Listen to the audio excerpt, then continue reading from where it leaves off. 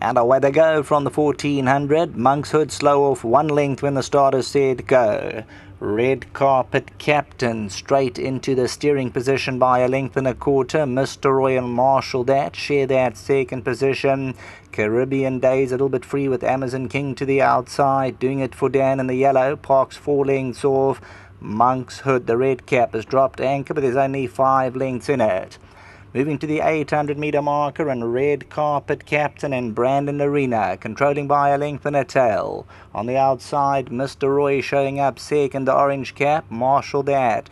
Back at the fence in third, Amazon King, Caribbean Day. Toward the inside, doing it for Dan, Monk's Hood at the back of the field, but only 5 lengths to track down. 600 metres left to negotiate. Red Carpet Captain with the front-running tactics 1 length and a quarter.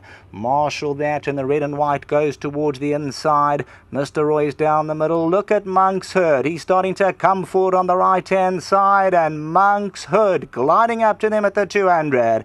Hits the front, takes over. Red Carpet Captain tries to come back for more. Monk's Hood, it's a prep run. He's entitled to get a little bit leg-weary late on, but he's keeping them at bay, and Monk's Hood, impressive 3 parts of a length. Red Carpet Captain second, Amazon King and Mr. Roy in photos for the minor spots. Well, Monk's Hood, he made up the ground very effortlessly, and in the last 75 metres, Anthony Del Pesh just trying to keep him together. It is a prep run, and obviously he's going to come on leaps and bounds, and he still holds them at bay. Full of fire coming to the 200, and of course this is a run that is going to be bringing him along for his next encounter. And he goes on to score 3 parts of a length. He moved up full of running coming to the 250, and he wins impressively. Red Carpet Captain second, Amazon King, Mr. Roy, and then came Marshall that. He had his 5 lengths to make up, spinning for home, and within a couple of strides he was alongside them, and it's just a matter of that last 100 metres just to keep him up to the task at hand. There you'll see Monk's Hood on the right hand side absolutely cruising. Motionless is Anthony Del Pesh. He now gets to Red Carpet Captain, and they go eyeball to eyeball for a couple of strides, and Anthony Del Pesh just asking him for that little bit extra, 1 or 2 flicks down the neck late on, and he just stays there. So that's a good encouraging sign. He wins it impressively, and there's a lot more to offer from this impressive individual. Back to the studio.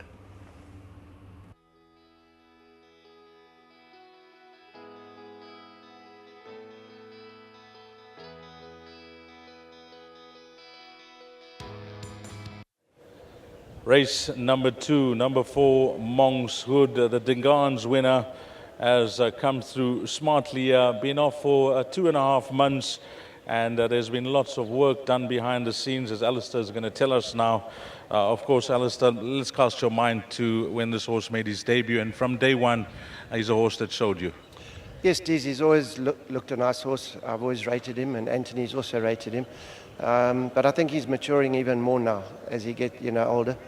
And he actually is getting better, which is very exciting for us. But today I wouldn't say he was 100%, but he'll come on a bit from this run. But he won well today, and mission accomplished. It was a bold move. I mentioned this in the preview, and the betting certainly doesn't suggest what your thoughts were in the Dingaans, where he did you proud. Yeah, well, his 2 lead-up runs to the Dingaans were both on the poly at Greyville, and both times he got interfered with. So he was a little bit unlucky. I don't think that form really stood up for him. But we've always rated him, and I think Turffontein with a long run in did suit him. Anthony dropped him out, and he really made up ground quickly, just like he did today. I must say I'm hoping on the 3rd of March, we get a good draw, and secondly, I hope we get good ground, because I think with this horse's action, he'll be even better on good ground than the soft ground we had in the Dingaans. So it's all systems go now. We won't see him again. We'll see him next in Joburg.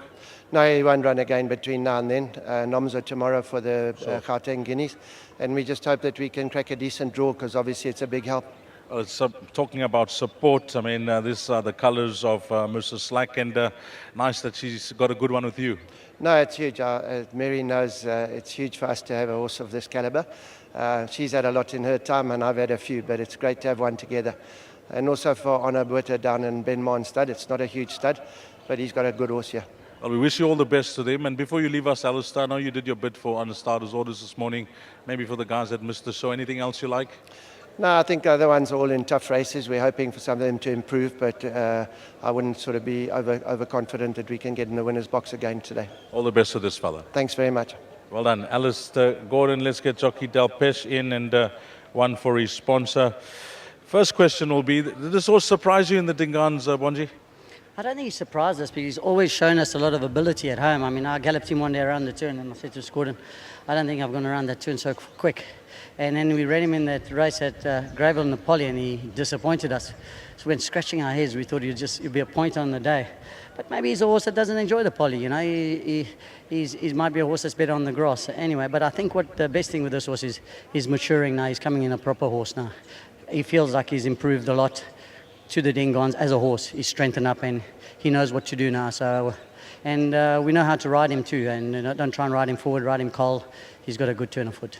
That's what I was going to touch on next. Was this your plan, just to switch him off at the back of the field this afternoon? Yeah, I was always going to drop him at the back. And, if I couldn't beat these horses, then I shouldn't be going to Joburg to run in the Guineas. I know there's one or two hard knockers, but we think a lot of this horse.